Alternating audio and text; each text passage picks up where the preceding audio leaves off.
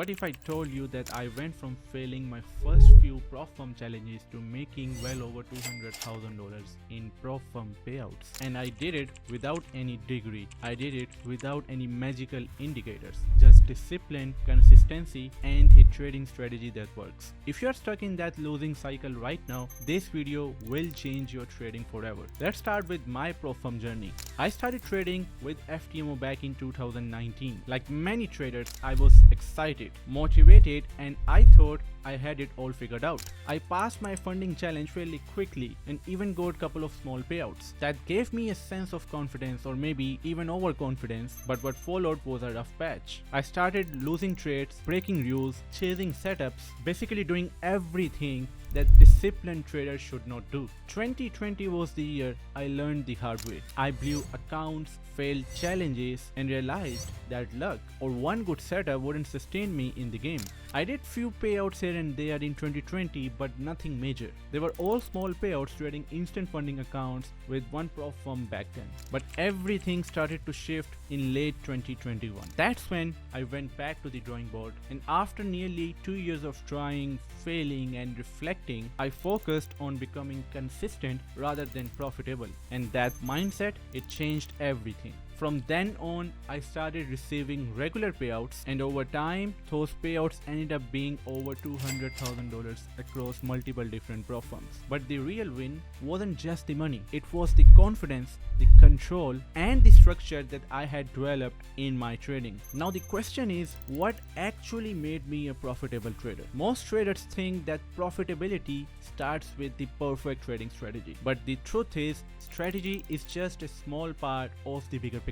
What really changed my trading was building a strategy that made sense to me. When I could understand, I could trust and stick to it, whether it's good days or bad trading days. I stopped using indicators. I stopped jumping between strategy to another strategy. I picked a framework that aligned with my personality, a clean price action and smart money concepts. And then I went all in on it. But building a strategy alone isn't really enough. I spent weeks, even months backtesting that strategy because I wanted to know exactly how it's going to perform under different market conditions. I went back through months of data, manually backtesting thousands of different setups, logging every entry and exit, and identifying different patterns. I didn't just look for winners, I studied the losers too. Like, what time did I lose most often? What setups worked after some economic events, and which pairs gave me consistent results. From that process, I created what I call an A+ trading plan, and this plan covered everything from when I should trade and when I shouldn't trade, to how I deal with uncertainty in the market, what time frames I should trade on, and even what I do during drawdowns. Having that clarity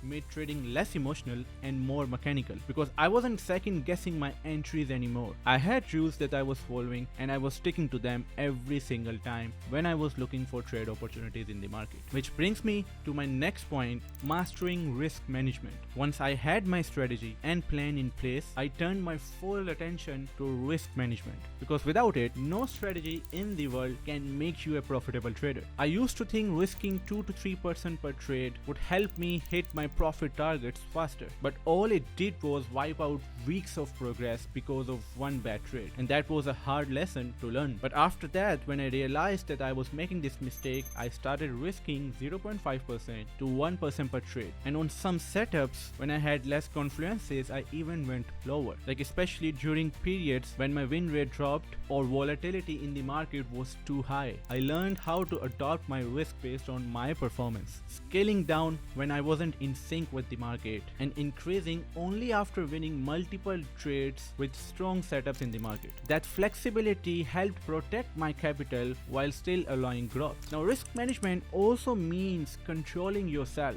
Like, if I hit my daily loss limit, I just stop trading. I don't force myself to look for another opportunity in the market. No questions asked. And if I reach a weekly profit target, I just take a step back and avoid overtrading. That level of discipline didn't just help me pass the challenges, but also this helped me trading the same funded account for over 500 days straight. Now the most important thing when it comes to passing the challenges and becoming funded trader is I recommend start small and then scale, because one of the biggest misconceptions these new traders have is they think they need to start big. They want to get funded 100,000 or 200,000 in the very first try. But I will be very honest with you, if you can't stay consistent on a $25,000 challenge account, you won't survive on bigger accounts. Like when I was struggling back in the days, I started with a $25,000 challenge account. My goal was to pass it cleanly and get my payout. That first reward, even if it was $1,000, gave me the psychological shift that I needed. It showed me what was possible, and once I knew I could repeat that process over and over again, I moved on to bigger challenges. $100,000,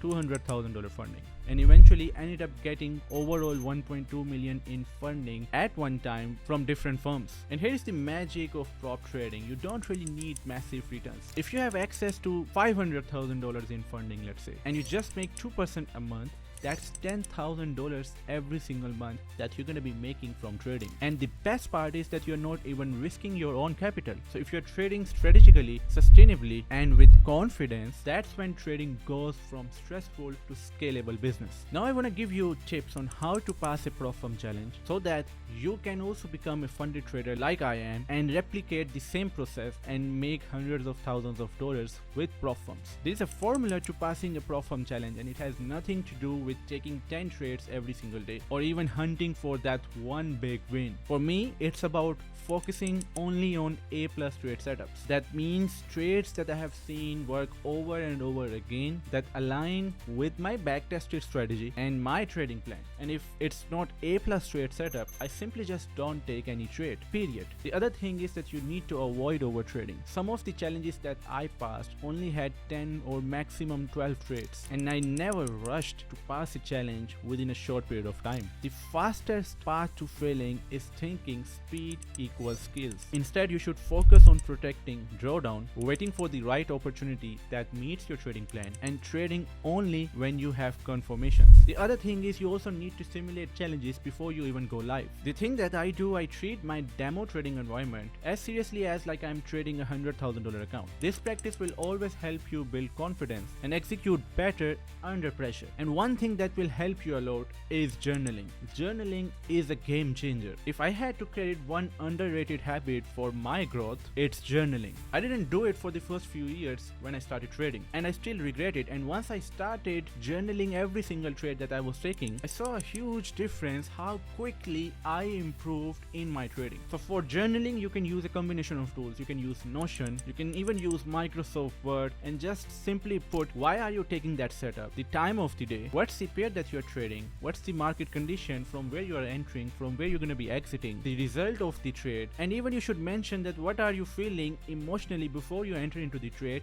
and also once the trade either hits your take profit or stop loss, how are you feeling now. That emotional log that you're going to be writing, it has helped me save so many big mistakes that I used to keep repeating, and it's going to help you stop repeating the same mistakes over and over again. And at the end of each week, you need to review your journal to understand what worked and what didn't work, and maybe there can be some changes that you need to make in order to move forward. It's literally like having a coach that constantly shows you where you are slipping, but also at the same time where you are winning. Without journaling, you're just guessing, and with it, you are growing. Now my final thoughts are that making $200,000 with prop firms, it didn't happen overnight. Neither it happened with just a copy paste of trading strategy or watching few reels on Insta or few videos on YouTube. It took me years of losses, failed evaluations over and over again, hundreds of hours of backtesting my trading system, and constant self-reflection. But once I put structure around my trading strategy, understood how to manage risk, started small, and tracked every single move that I was making, everything changed. So if you are serious about becoming a profitable trader, stop looking for shortcuts. Treat it like a business, build your edge, protect your capital, journal your journey, and then scale with patience. Because I believe if I could go from failing evaluations to making well over $200,000 in prop firm profits, so can you. So if you got any value out of this video, guys, do let me know in the comment section. And if you have any question, also let me know in the comment section. I will see you guys in the next video. Thank you for watching.